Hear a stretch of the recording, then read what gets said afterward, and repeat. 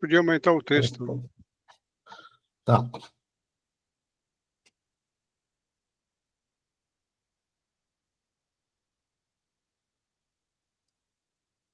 Bem, tá bom. Acho que vai legal. Bom, bem-vindos aí ao nosso 34º encontro aqui do livro de leitura do livro 1 do Capital, né, organizado aqui pela Sociedade de Economia Política. Estamos no capítulo 13. Capítulo 13, aqui é o último capítulo da seção 4, né? Capítulo 13, Maquinaria e Grande Indústria. Então, nós lemos aqui o item 1, Desenvolvimento da Maquinaria, e agora vamos para o item 2, Transferência de Valor da Maquinaria ao Produto.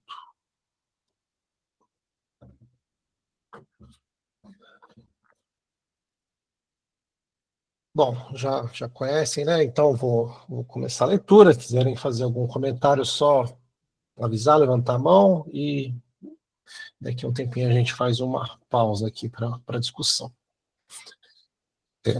Vimos que as forças produtivas que decorrem da cooperação e da divisão do trabalho não custam nada ao capital. São forças naturais do trabalho social. Forças naturais como o vapor, a água, etc., que são apropriadas para uso nos processos produtivos, também não custam nada, mas assim como o homem necessita de um pulmão para respirar, ele também necessita, abre aspas, criação da mão humana para poder consumir forças da natureza de modo produtivo. A roda d'água é necessária para explorar a força motriz da água, a máquina a vapor para explorar a elasticidade do vapor. O que sucede com as forças da natureza sucede igualmente com a ciência. Uma vez descobertas, a lei que regula a variação da agulha magnética no campo de ação de uma corrente elétrica, ou a lei da indução do magnetismo no ferro, em torno do qual circula uma corrente elétrica, já não custam mais um só centavo. Nota 108. A ciência não custa ao capitalista absolutamente nada, o que não impede de explorá-la. A ciência alheia é incorporada ao capital como trabalho alheio, mas a apropriação capitalista e a apropriação pessoal, seja da ciência ou da riqueza material, são coisas totalmente díspares. O próprio Dr. Uri lamentava o grosseiro desconhecimento que seus queridos fabricantes, exploradores de máquinas, demonstravam em relação à mecânica, e Liebig relata a desesperadora ignorância dos fabricantes ingleses em relação à química. Mas, para que essas leis sejam exploradas pela telegrafia, etc., faz-se necessária uma aparelhagem muito custosa e extensa. Como vimos, a ferramenta não é eliminada pela máquina. De uma ferramenta limitada do organismo humano, ela se transforma em dimensão e número de um mecanismo criado pelo homem. Em vez de uma ferramenta manual, agora o capital põe o trabalhador para operar uma máquina que maneja por si mesma suas próprias ferramentas. Contudo, se à primeira vista está claro que a grande indústria tende a incrementar extraordinariamente a força produtiva do trabalho por meio da incorporação de enormes forças naturais e das ciências da natureza ao processo de produção, ainda não está de modo algum claro, por outro lado, que essa força produtiva ampliada não seja obtida mediante um dispêndio aumentado de trabalho. Como qualquer outro componente do capital constante, a maquinaria não cria valor nenhum, mas transfere seu próprio valor ao produto, para cuja produção ela serve. Na medida em que tem valor e, por isso, transfere valor ao produto, ela se constitui num componente deste último. Ao invés de barateá-lo, ela o encarece na proporção de seu próprio valor. E é evidente que a máquina e a maquinaria sistematicamente desenvolvidas, o meio de trabalho característico da grande indústria, contém desproporcionalmente mais valor do que os meios de trabalho da empresa artesanal e manufatureira. Agora, devemos observar inicialmente que a maquinaria entra sempre por inteiro no processo de trabalho e apenas parcialmente no processo de valorização. Ela jamais adiciona seu valor, um valor maior do que aquele que perde, em média, devido a seu próprio desgaste, de modo que há uma grande diferença entre o valor da máquina e a parcela de valor que ela transfere periodicamente ao produto. Ou seja, há uma grande diferença entre a máquina como formadora de valor e como elemento formador do produto. E essa diferença é tanto maior quanto mais longo for o período durante o qual a mesma maquinaria serve repetidamente no mesmo processo de trabalho.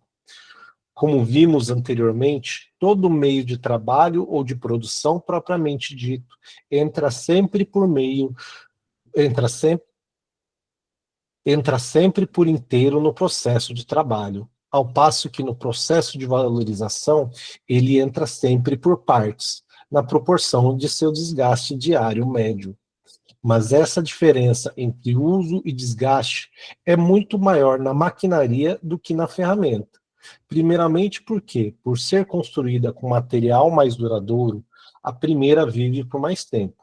Em segundo lugar, porque sua utilização, sendo regulada por rígidas leis científicas, permite uma maior economia no desgaste de seus componentes e meios de consumo. E, finalmente, porque seu âmbito de produção é incomparavelmente maior que o da ferramenta.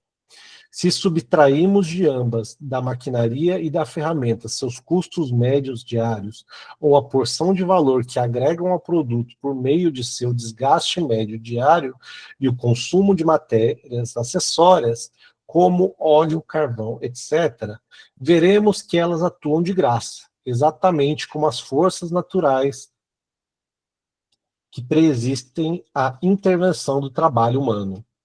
Quanto maior a esfera de atuação produtiva da maquinaria em relação ao da ferramenta, tanto maior a esfera de seu serviço não remunerado em comparação com o da ferramenta. É somente na grande indústria que o homem aprende a fazer o produto de seu trabalho anterior, já objetivado, atuar gratuitamente em larga escala com uma força da natureza. Nota 109. Ricardo coloca tanta ênfase nesse efeito das máquinas, com o qual, de resto, ele se ocupa tão pouco quanto com a distinção geral entre o processo de trabalho e o processo de valorização, que eventualmente perde de vista o valor que elas conferem ao produto, tratando delas no mesmo plano das forças naturais. Assim, por exemplo, ele escreve: Adam Smith subestima o serviço que nos prestam as forças naturais e a maquinaria, porém diferencia muito corretamente a natureza do valor que elas adicionam às mercadorias. Como realizam seu trabalho gratuitamente, a assistência que elas nos prestam não acrescenta nada ao valor de troca. Ricardo, Princípio de Economia Política, páginas 336 e 37. A observação de Ricardo é naturalmente correta, tá, na medida em que é dirigida contra JBC, que imagina que as máquinas prestam o serviço de criar valor, que constitui uma parte do lucro.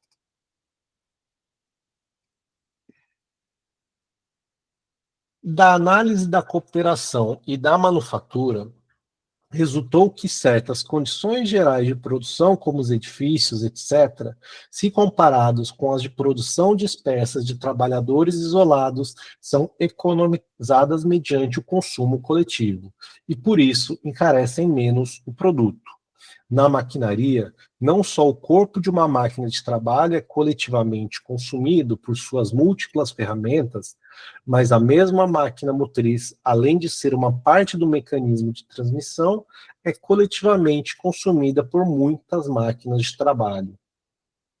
Dada a diferença entre o valor da maquinaria e a parcela de valor transferido a seu produto diário, o grau em que essa parcela de valor o encarece depende, antes de tudo, da dimensão dele, assim como de sua superfície.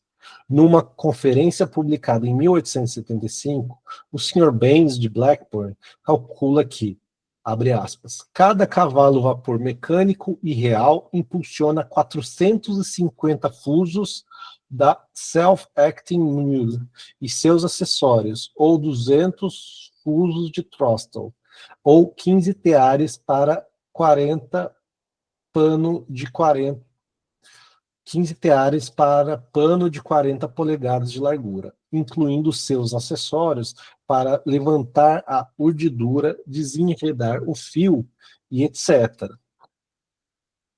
Nota C. Aqui o tal do citação do Baines, né, sobre o comércio de algodão. Os custos diários de um cavalo vapor e o desgaste da maquinaria que por ele é posta em movimento se repartem, no primeiro caso, no produto de 450 fusos de milho, no segundo, no de 200 fusos de throttle, no terceiro, no de 15 teares mecânicos, de modo que, em razão disso, apenas uma parcela ínfima de valor é transferida a uma onça de fio ou a uma vara de tecido. O mesmo ocorre no exemplo com um martelo a vapor. Como seu desgaste diário, consumo de carvão, etc., se repartem pelas enormes massas de ferro que ele martela diariamente, a cada quintal de ferro só é agregado uma parcela ínfima de valor, o que seria muito grande se esse instrumento ciclópico fosse utilizado para inserir pequenos pregos. Portanto, dada a escala de ação da máquina de trabalho, o número de suas ferramentas, ou, em se tratando de força, dado o seu tamanho, a massa de produtos dependerá da velocidade com que ela opera, isto é, por exemplo, da velocidade com que gira o fuso ou do número de golpes que o martelo dá em um minuto.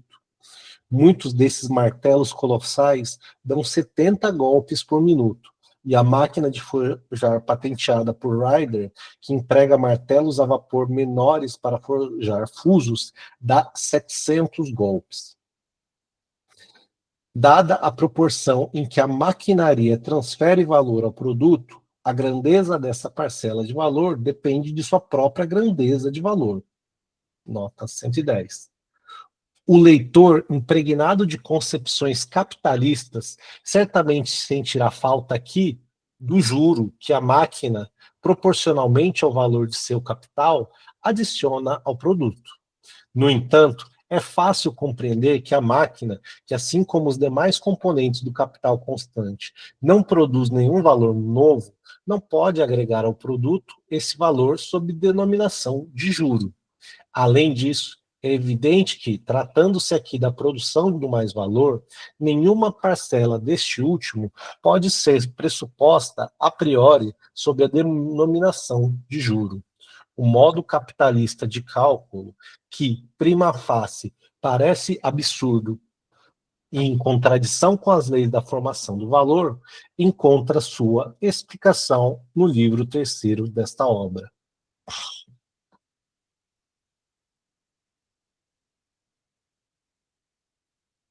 Quanto menos trabalho ela contém em si, tanto menor é o valor que agrega ao produto. Aqui é a máquina. Quanto menos valor transfere, tanto mais produtiva ela é. E tanto mais seu serviço se aproxima daquele prestado pelas forças naturais.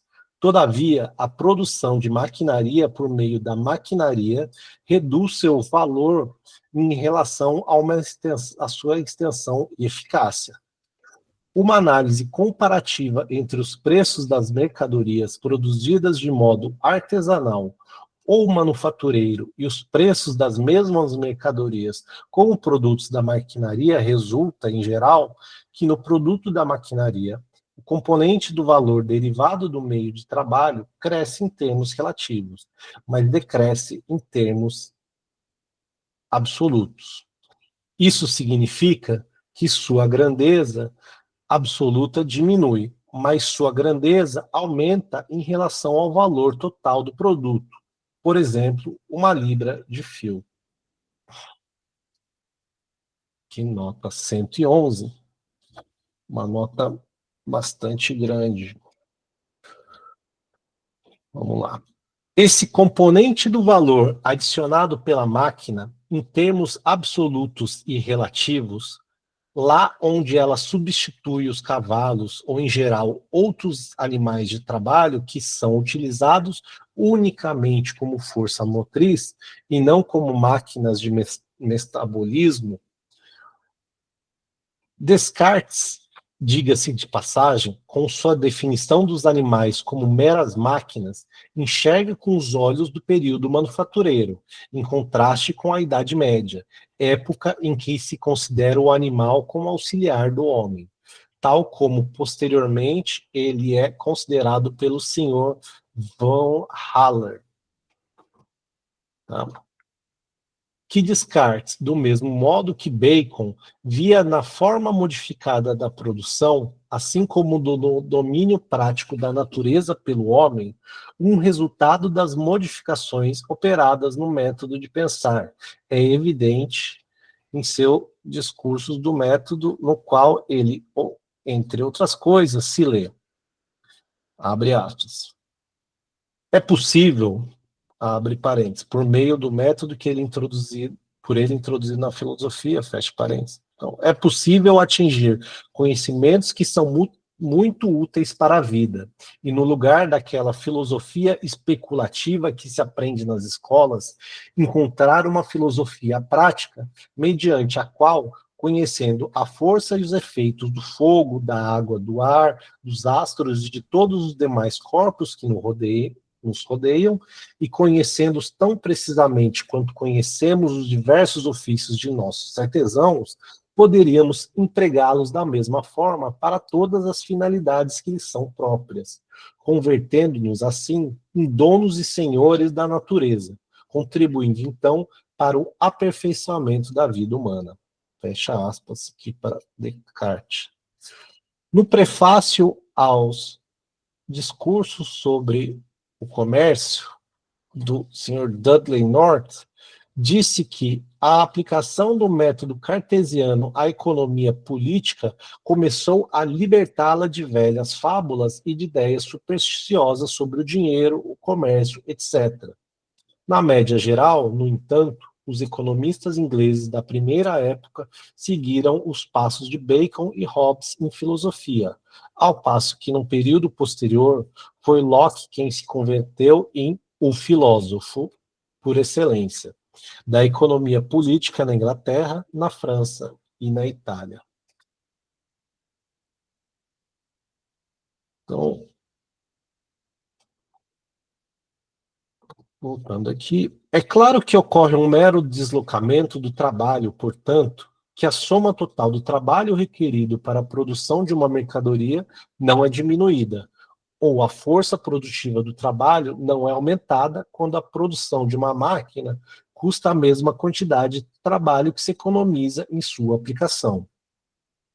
Mas a diferença entre o trabalho que ela custa e o trabalho que economiza, ou o grau de sua produtividade, não depende, evidentemente, da diferença entre seu próprio valor e o valor da ferramenta que ela substitui. A diferença dura tanto quanto os custos de trabalho da máquina, de modo que a parcela de valor por ela adicionada ao produto permanece menor do que o valor que o trabalhador, com sua ferramenta, adiciona ao objeto do trabalho. A produtividade da máquina é medida, assim, pelo grau em que ela substitui a força humana de trabalho. De acordo com o Sr. Baines, são necessários 2,5 trabalhadores para os 450 fusos de Moore e seus acessórios, que são movidos por um cavalo vapor. E com cada self-acting mule spindle, são fiadas... Desculpa a risada, que às vezes, né, não entendo, não faço a menor ideia do que é um self-acting mule spindle. Deve ser alguma coisa que está dentro de uma máquina de tear, né? Enfim, enfim. E com cada self-acting mule spindle são fiadas em 10 horas de trabalho 13 onças de fio em média. Portanto, 365,5 libras de fio semanalmente por 2,5 trabalhadores. Em sua transformação em fio, cerca de 366 libras de algodão, abre parênteses, para fins de simplificação, desconsideramos o desperdício. Absorvem, assim, apenas 150 horas de trabalho, ou 15 dias de trabalho de 10 horas, enquanto que, com a roda de fiar, caso o fiandeiro manual fornecesse 13 onças de fio em 60 horas, a mesma quantidade de algodão absorveria 2.700 jornadas de trabalho de 10 horas, ou 27 mil horas de trabalho. Então, aqui,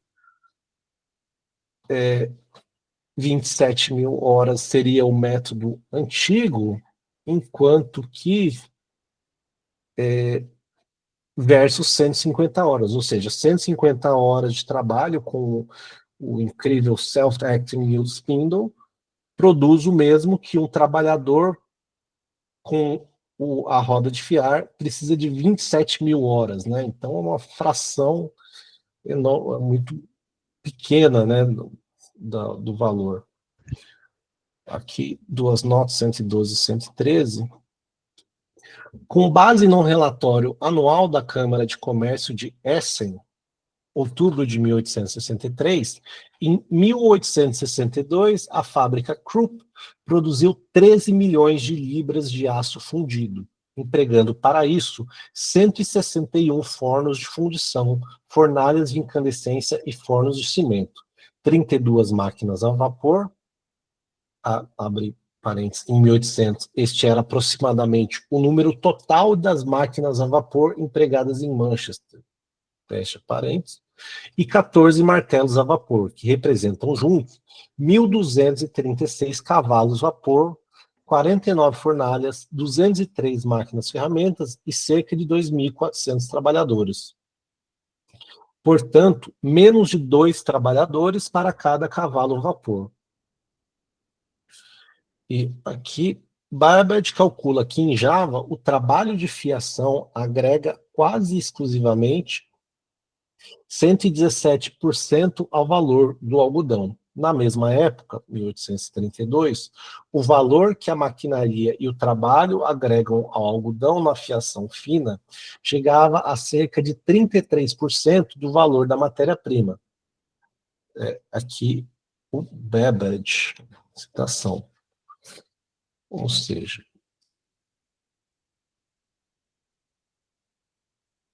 onde o velho método do block printing ou da estampagem manual de tecidos foi substituído pela impressão mecânica, uma única máquina, assistida por um homem adulto ou mesmo um rapaz, estampa tanta chita de 4 cores quanto antigamente o faziam 200 homens. Nota 114. Na estampagem mecânica, além disso, economiza-se tinta. Antes de Eli Whitney ter inventado, em 1793, a debulhadora de algodão, separar uma libra de algodão da semente consumia uma jornada média de trabalho. Sua invenção tornou possível obter diariamente, com o trabalho de uma negra, 100 libras de algodão, com o que a eficiência da gin foi, desde então, consideravelmente aumentada. Uma libra de fibra de algodão antes produzia a 50 cents. Passa a ser vendida a 10 cents, com um lucro maior, isto é, com a inclusão de mais trabalho não remunerado. Na Índia, para separar a fibra da semente, emprega-se um instrumento semimecânico, a churca, com a qual um homem e uma mulher debulham diariamente 28 libras. Com a nova churca inventada há alguns anos pelo Dr. Forbes, um homem adulto e um rapaz produzem 250 libras diárias. Onde bois, vapor ou água são usados como força motrizes, exigem-se apenas poucos rapazes e moças como alimentadores, que alimentam a máquina com material. 16 dessas máquinas movidas por bois executam num dia a tarefa média que antigamente era executada no mesmo período de tempo por 750 pessoas. Né? Então, aqui nota 115, conforme o paper read by Dr. Watson. Reporte sobre os produtos do governo da Índia, né? 1860. Como já mencionado, em 1 hora a máquina a vapor realiza no arado a vapor, a um custo de 3 pence ou 1/4 de shilling, a mesma obra que antes era realizada por 66 homens, a um custo de 15 shillings por hora. Retorno a esse exemplo a fim de refutar uma ideia falsa. Os 15 shillings não são de modo algum a expressão do trabalho realizado durante 1 hora pelos 66 homens, sendo de 100% a proporção entre o mais-valor e o trabalho necessário, esses 66 trabalhadores produziram por hora um valor de 30 shillings, ainda que, num equivalente para eles mesmos, isto é, com seu salário de 15 shillings, não estejam representadas mais que 33 horas. Supondo-se, portanto, que uma máquina custa tanto quanto um salário anual de 150 trabalhadores por ela substituído, digamos 3.000 libras, esse valor não é de modo algum a expressão monetária do trabalho fornecido por 150 trabalhadores e agregado ao objeto do trabalho, mas tão somente a expressão da parcela de seu trabalho anual que se apresenta a eles mesmos como salário. Por outro lado, o valor monetário da máquina de 3.000 libras expressa todo o trabalho realizado durante sua produção, seja qual for a relação com a base na qual esse trabalho gere salário para o trabalhador e mais valor para o capitalista. Se, portanto, a máquina custa tanto quanto a força de trabalho por ela substituída, então o trabalho que nela mesma está objetivada é sempre muito menor do que o trabalho vivo por ela substituído. Nota 116. Esses agentes mudos, as máquinas, são sempre o produto de muito menos trabalho do que aquele que eles substituem, mesmo quando tem o mesmo valor monetário. Aqui, Davi Ricardo, Princípios de Economia Política, na página 40.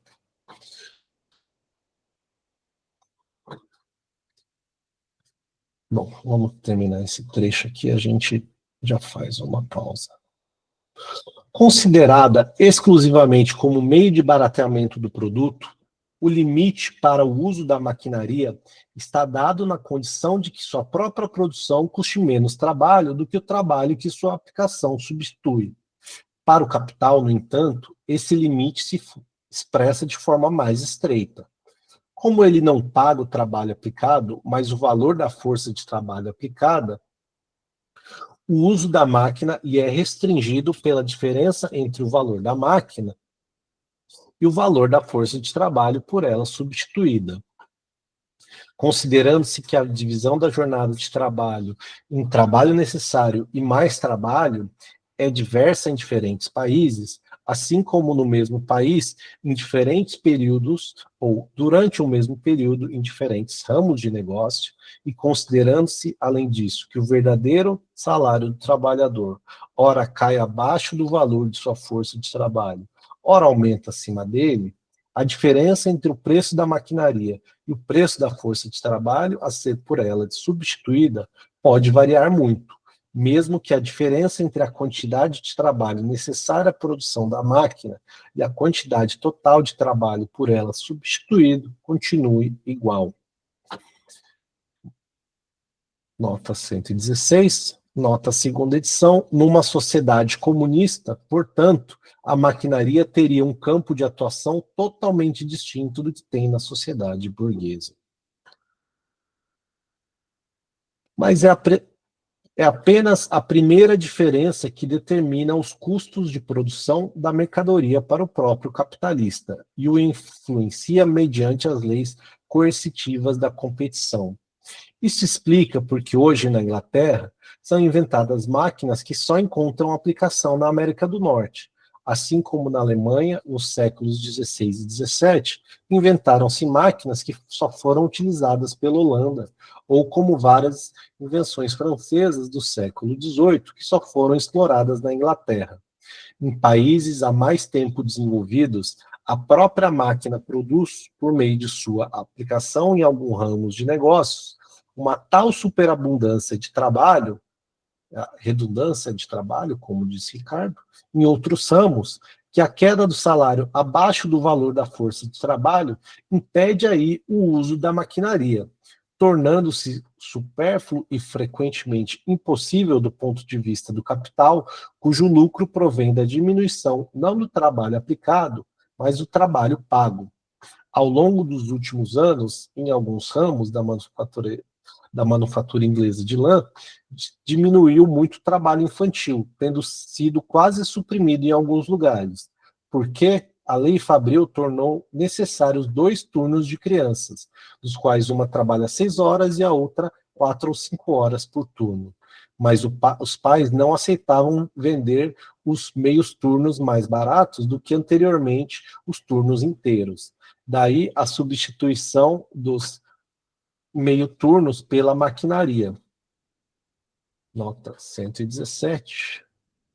Os empregadores de trabalho não manteriam desnecessariamente 2 grupos de crianças menores de 13 anos. De fato, uma classe de manufaturadores, os fiadores de fio de lã, raramente emprega criança abaixo de 13 anos de idade, isto é, trabalhadores de tempo parcial. Introduziram maquinaria aperfeiçoada e novas máquinas de vários tipos, que tornam supérfluo o emprego de criança, isto é, menores de 13 anos. Como exemplo, mencionarei um processo de trabalho que ilustra essa diminuição do número de crianças, no qual adicionam-se às máquinas existentes um aparelho chamado máquina de emendar. Uma pessoa jovem, maior de 13 anos, pode, conforme as características da máquina, realizar o trabalho de 6 ou 4 meio-turnos.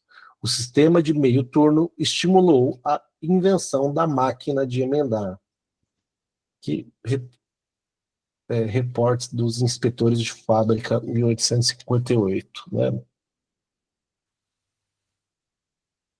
Antes da proibição do trabalho de menores, de mulheres e crianças menores de 10 anos nas minas, o capital considerava o método de utilizar-se de mulheres e moças nuas, frequentemente unidas aos homens, em tão perfeito acordo com seu código moral e, sobretudo, com seu livro caixa, que somente depois de sua proibição ele recorreu à maquinaria. Os Yankees inventaram máquinas britadeiras, mas os ingleses não as utilizam porque o miserável, aqui abre aspas, wretch é a expressão que a economia política inglesa emprega para o trabalhador agrícola, que executa, fecha parênteses, que executa esse trabalho, recebe como pagamento uma parte tão ínfima de seu trabalho que a maquinaria encareceria a produção para o capitalista. Na Inglaterra, ocasionalmente ainda se utilizam, em vez de cavalos, mulheres para puxar, etc., os barcos nos canais, porque o trabalho exigido para a produção de cavalos e máquinas é uma quantidade matematicamente dada, ao passo que o exigido para a manutenção das mulheres da população excedente está abaixo de qualquer cálculo. Por essa razão, em nenhum lugar se encontra um desperdício mais desavergonhado de força humana para ocupações miseráveis do que justamente na Inglaterra, o país das máquinas. Então, notas 118 e 119 e abrimos comentários. A maquinaria frequentemente não pode ser empregada até que haja um aumento do trabalho. Abre parênteses, ele quer dizer salários, né, que é um adendo de Marx, falando sobre, de novo, Davi Ricardo, Princípios de Economia Política. E 119, ver o reporte sobre do Congresso de Ciências Sociais de Edimburgo, de 1863, né, sobre a questão das mulheres puxando os barcos no canais. Bom, acho que estamos bem tempo aqui para fazer uma pausa aí para comentários, dúvidas, questões, enfim. Quem puxa o bonde?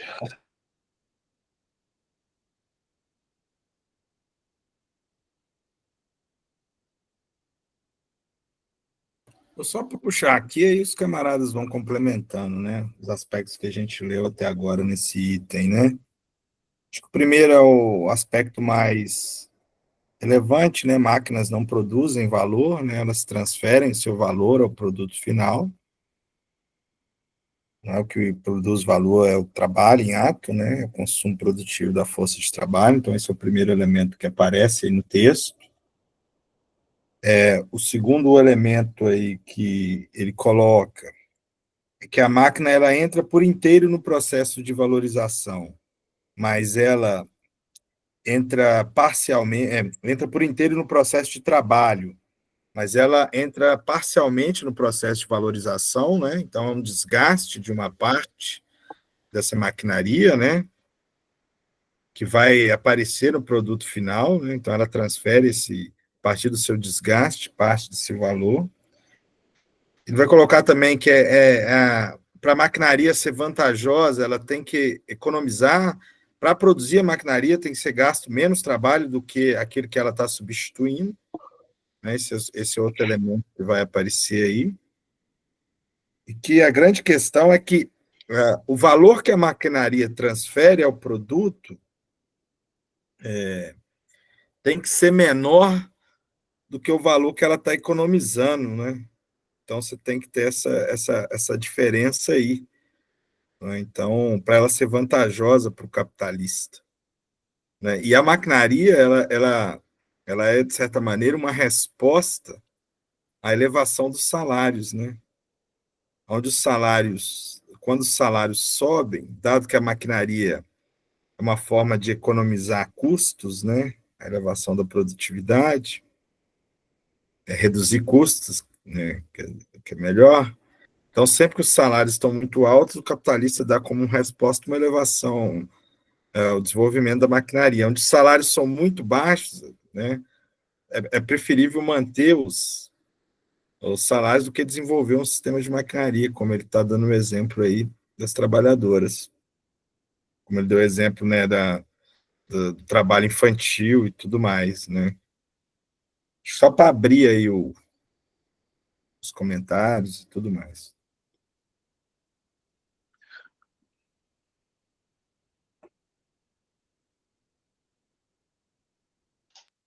Vai lá, Fernando. Vocês estão me ouvindo? Sim. Não, algumas observações, né? No começo da Revolução Industrial, você vê que os ganhos de produtividade eram gigantescos, né? Gigantescos, né? Ele dá exemplos aí, quase, é difícil até imaginar, né? Então, isso dá a ideia da liberação da mão de obra, né? De como a maquinaria provoca o desemprego, né? Então aí você vai explicar o ludismo, né? Quer dizer, é tão impactante a introdução que, mesmo levando em consideração as observações do Waller, que isso vai explicar, inclusive, todo o movimento da classe trabalhadora ao longo do século XIX, né? Porque o impacto é muito forte, né? Agora, com o tempo, o ganho de produtividade pela introdução das máquinas ela vai diminuindo. É uma regra em toda a indústria que os ganhos de produtividade são decrescentes ao longo do tempo. As grandes exceto as grandes inovações, como o vapor, a eletricidade, motor a combustão e o microchip, essas coisas, salvo todas essas medidas, esses avanços incrementais da tecnologia, eles são decrescentes, quer dizer, para você ganhar a produtividade, você tem que ter um investimento muito grande ao longo do tempo, porque a razão, ela vai diminuindo. Então, nessa época, o impacto era muito forte. Depois, uma outra coisa que eu queria contribuir é o seguinte, não é só o desgaste da máquina, a máquina exige manutenção, né? Então, tem um corpo de funcionários que antigamente não existia, na época que se usava apenas ferramenta, que é o pessoal da mecânica, né? Então, o pessoal da mecânica é a elite operária, quer dizer, sempre foi a elite operária, são todo o operário tinha como objetivo ser um empregado na mecânica, que era o top da carreira, praticamente, e ele era o sujeito que fazia a manutenção da máquina. Então, como essas máquinas eram muito primitivas e também a qualidade do material também não era boa, é muito provável que elas quebrassem com alguma frequência.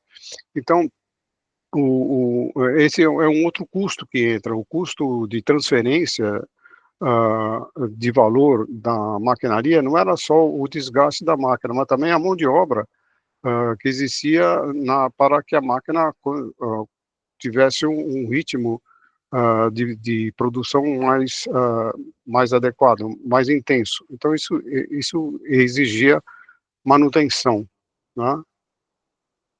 E uma outra coisa é que essa liberação de mão de obra também, inclusive no século XIX, ela provocou o êxodo de trabalhadores para os países, para os Estados Unidos ou para a América do Sul, né?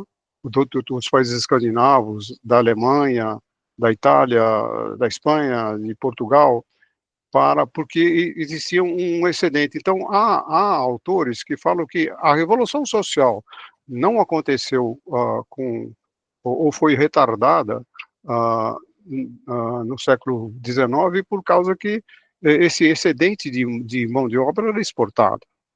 Quer dizer, havia uma liberação muito grande de mão de obra e essa mão de obra buscava trabalho fora do país, especialmente nos Estados Unidos, na Argentina, no Brasil. Então, essa liberação de mão de obra a partir do aumento da produtividade introduzida pela manufatura teve como consequência a liberação da mão de obra, e essa liberação da mão de obra só não provocou revoluções sociais na Europa por causa da migração de trabalhadores para o chamado Novo Mundo, né? É isso aí que eu tinha que agregar.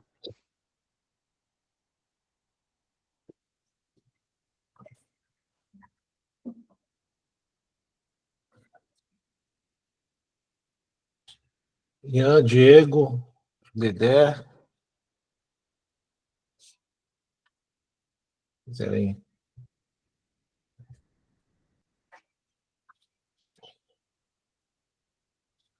Não, eu acho que o Arley resumiu bem, né, esse trecho que a gente leu aqui, assim como o Fernando fez uma boa recapitulação histórica. Não tenho muito a agregar, não,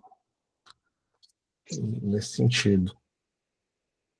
O que a gente pode talvez fazer mais uma leitura aqui, uns 10 minutinhos, e talvez ver se a gente acha algum outro ponto aqui para discussão. Caio, eu acho que talvez a questão, talvez duas questões, assim, né? E pode seguir a leitura. Acho que uma primeira questão é que o Marx ele chama atenção em alguns momentos do texto para as descobertas da ciência, né?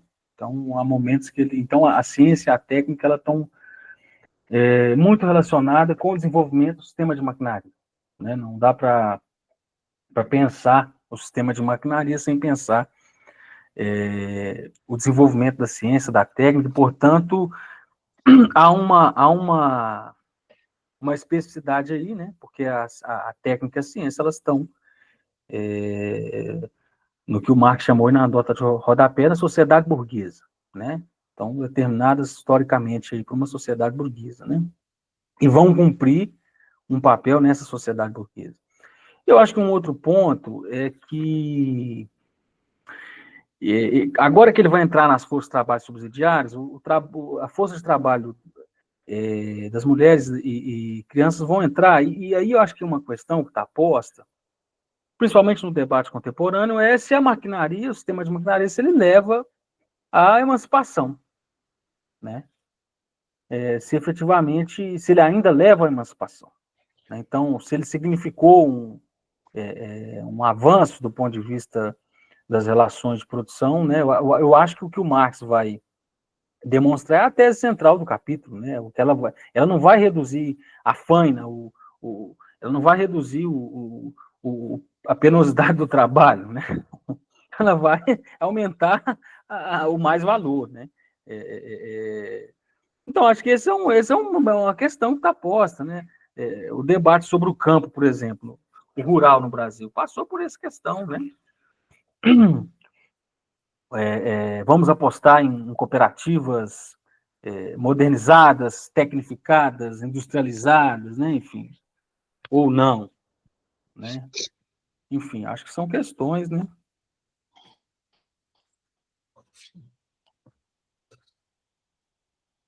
Acho que só excelente. Agora, é óbvio, né? Assim, roçar a pasta, apostar, como diz o Arlen. Eu e o Arlen, esse capítulo é um polêmico, assim.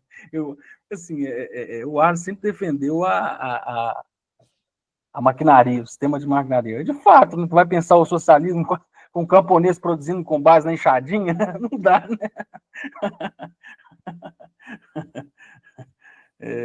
Mas é uma questão que está posta, né? Acho que tem uma dimensão ideológica, o que a gente estava discutindo no último encontro. Há uma dimensão ideológica nesse desenvolvimento da ciência, da tecnologia, nessa relação com a maquinaria, né? Porque ela vai acabar sendo algo que se volta contra a construção do humano, né? Embora seja criada, né, aparentemente criada para reduzir os encargos, né, a faina do trabalho, ela não, efetivamente o que ela vai realizar, ela vai ampliar a produção do mais-valor, né? Enfim, deixa eu acender a luz aqui.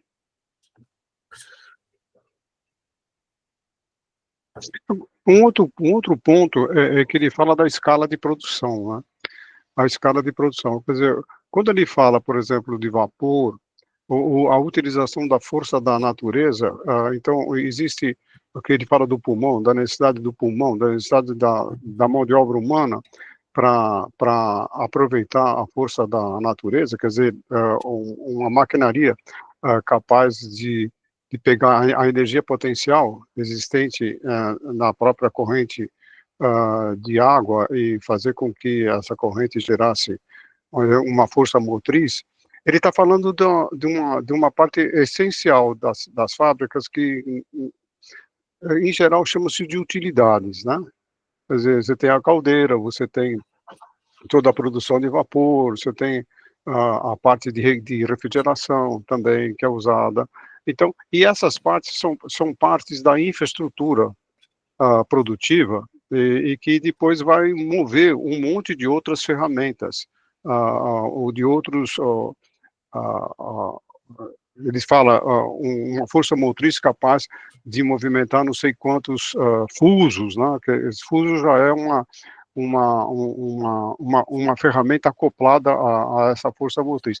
Essa infraestrutura, essas utilidades aí, é que constitui a parte da estrutura mais cara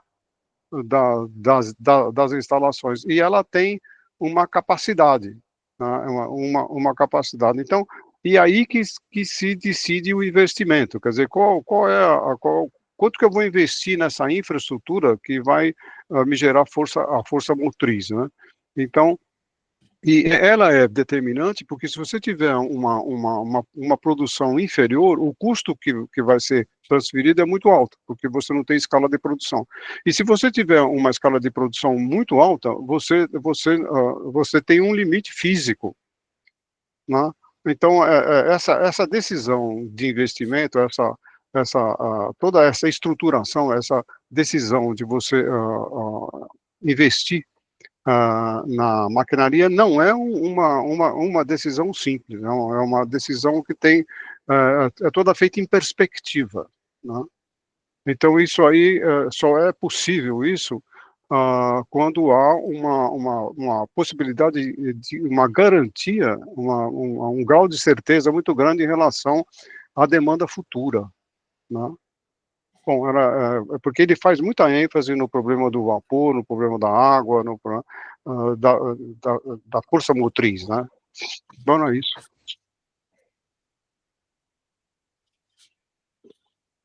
Eu vou vestir minha fantasia de liberal aqui e vou fazer uma provocação aqui aos camaradas, porque pelo que a gente leu, tudo bem, a gente tem aí essa questão do trabalho, a exploração, né, das mulheres nas minas de carvão e etc. Mas isso aqui tem 200 anos, né? Mas se a gente pega a longa marcha, então a gente viu como desde a introdução dos filósofos o método científico, né, por Descartes, vai passar por Hobbes, Locke, enfim, a apropriação da análise científica tanto para as ciências, para o desenvolvimento das forças produtivas, quanto para a própria análise da economia política. Isso vai permitir um desenvolvimento tremendo das forças produtivas, que, sim, talvez o impacto primeiro foi a exploração, mas não é que esse povo não estava sendo explorado, porque também viviam na servidão, né, e foram, enfim, incorporados ao mercado de trabalho. Houve-se, através do movimento social e do esclarecimento da população, educação, até pela própria necessidade do trabalho, a necessidade de educação do povo, e, com isso, o avanço da democracia, né? Então, embora você possa ter um contratempo aqui pelo desenvolvimento, sim, das forças produtivas, né, e da exploração, mas é isso que permite a emancipação humana, né? É o desenvolvimento técnico. Sem o desenvolvimento técnico não tem liberdade, não tem democracia, não tem jornada de trabalho de 8 horas, não tem, enfim, essa abundância que a gente gera a partir do sistema capitalista, né? E é um sistema capitalista que organiza isso, né? Então, assim, esse é o discurso que está posto aí todo dia, né? Yeah.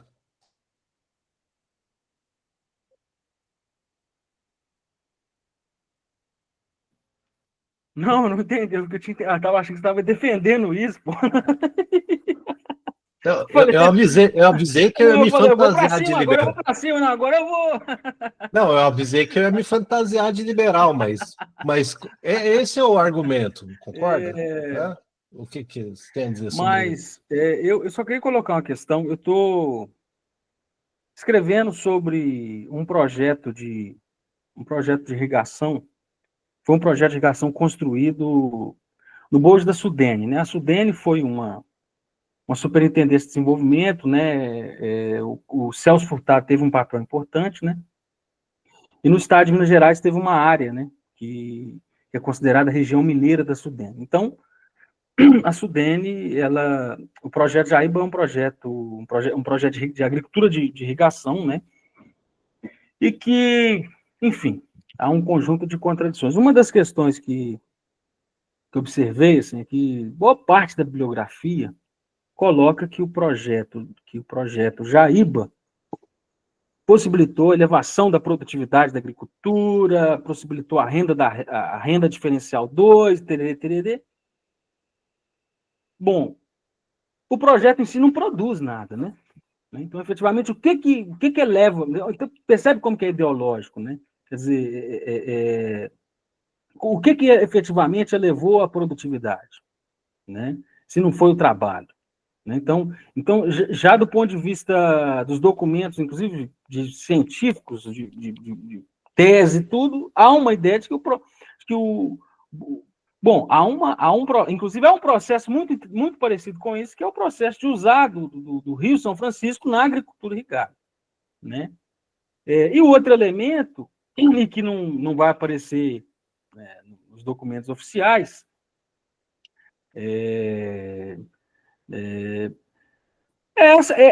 as condições que que os trabalhadores, sobretudo, se submeteram durante esse processo.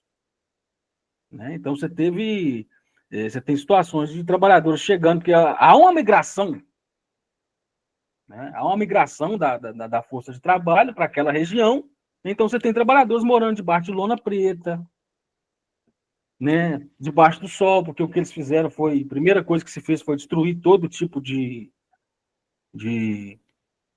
árvore que tinha e tudo, né, para fazer uma área descampada e tal, né, enfim. É isso. Fernando? Então, eu queria colocar um tema, eu acho que praticamente é o próximo título, né? Mas ele faz menção ao fim do trabalho infantil ou do trabalho das mulheres. Então, ele cita uma lei, né? Então, aí dá a impressão de que nós estamos falando assim de uma escola regulacionista, né? Quer dizer, a proibição levou um desenvolvimento técnico, né? Mais ou menos ele fala isso aí. Isso aí é um tema para uma discussão incrível, né? Acabou de morrer o grande teórico do regulacionismo, que é a Alieta, né? Aí tem um efeito que a gente podia interpretar que a luta dos trabalhadores leva a um aumento das forças produtivas, né?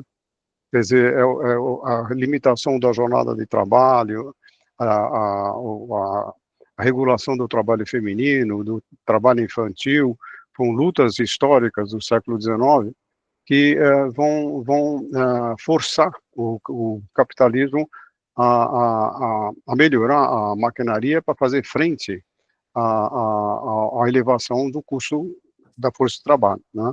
Então, o trabalho sindical, a luta dos trabalhadores por melhores condições de trabalho, de maneira geral, ela é um incentivo ao desenvolvimento das forças produtivas, né?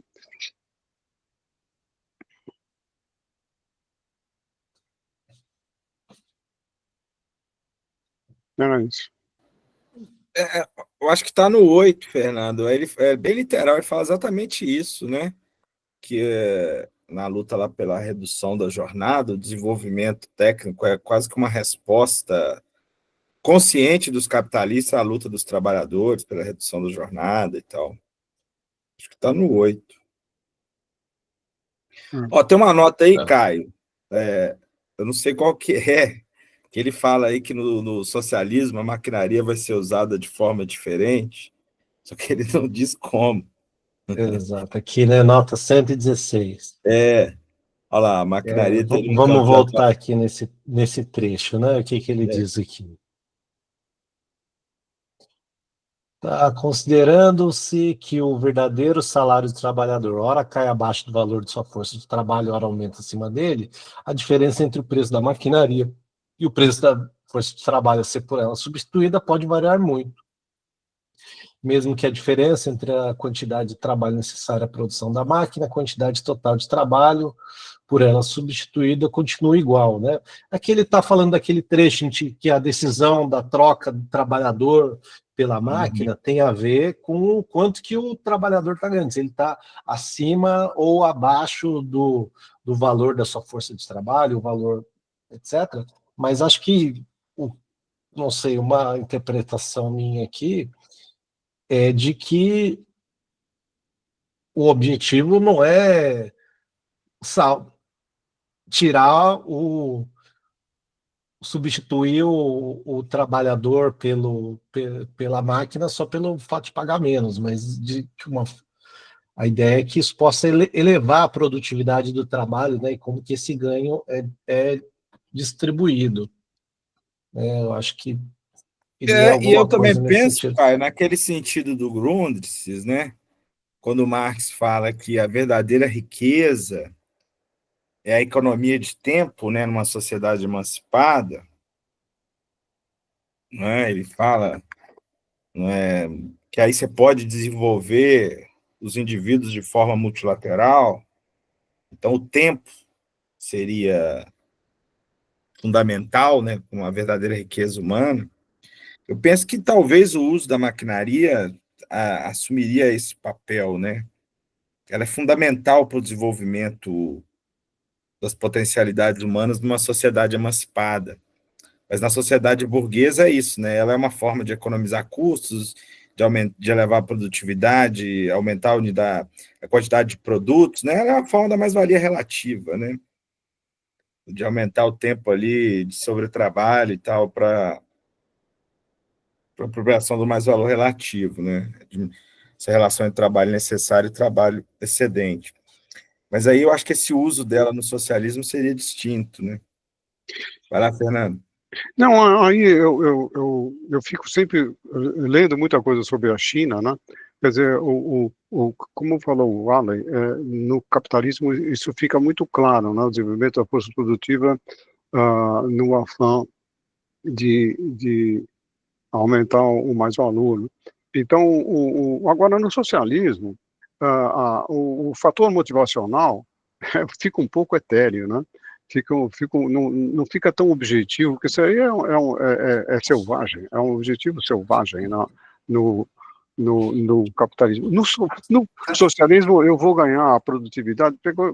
Quem acompanhou o desenvolvimento da União Soviética falou: por que naquele planejamento global, por que eu vou aumentar a produtividade, né? Então eu tenho tudo escalonado, todas as produções de todas as fábricas, tal. Então o fator motivacional para um aumento da produtividade, não vou colocar de armamentos, eu vou colocar de bens de consumo, essas coisas todas. A China resolveu, falou assim, não, eu vou liberar praticamente a produção de bens de consumo para os capitalistas, né? E ainda voltados para a conquista do mercado externo, inicialmente com restrição forte de mão de obra, né? Então, aí na China eles fizeram a ANEP também fez mais ou menos isso, mas a China fez mais, né? Então, esse fator motivacional para um aumento da produtividade, sem ser essa selvageria capitalista, fica um pouco complicado de se fazer, não é uma coisa simples de se fazer, você precisa de um novo homem, né? Um novo homem com uma nova mentalidade, um novo modo de pensar generalizado, né? Para isso. Só mais um comentário sobre isso que você falou. Eu terminei o livro que eu estava lendo sobre a Alemanha Oriental aqui, né? E assim, na revisão, a historiadora também não é nenhuma marxista, etc., então tem uma visão ideológica, mas mostra como, no final da Alemanha Oriental, se tem um fracasso nisso, né? Se tem um fracasso ideológico, né? De, vamos dizer assim, manter a sociedade engajado porque não tinha uma criatividade humana de dizer quais são os ideais, né, que vão mover essa sociedade. Porque, que nos anos 70 isso ganha força, tanto que aí muitas das políticas sociais que eram muito interessantes, assim, por exemplo, restaurantes comunitários, lavanderias comunitárias. Então, a emancipação da mulher. A Alemanha Oriental era o país que tinha a maior participação de mulher na força de trabalho do mundo, com uma jornada de trabalho, na época, ali no final dos anos 80, de 35 horas, né, médias ali, pelo trabalhador normal, né, o que para a época já era um grande avanço.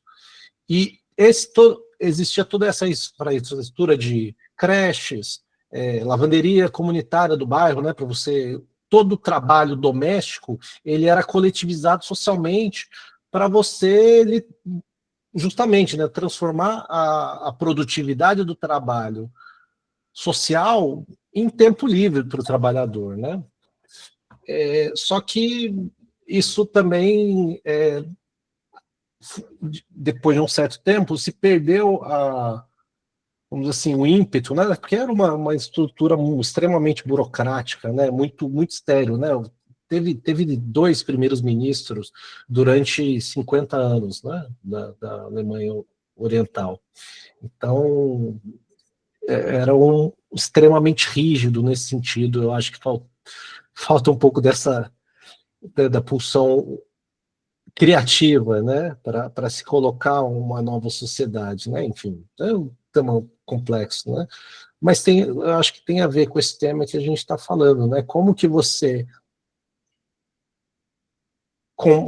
no socialismo, vamos dizer assim, você vai permitir, quais vão ser os caminhos e como você vai mexer com o desejo humano por essa nova sociedade, né? Porque o capitalismo ele tem resposta para tudo. Todo dia, só você abrir uma rede social, ele vai te dar milhões de produtos de coisas que você deveria estar gastando seu tempo, né? Então, essa é uma dificuldade.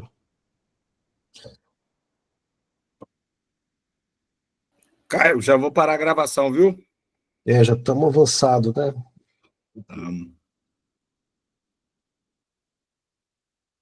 Mas fica aí, se alguém quiser fazer alguma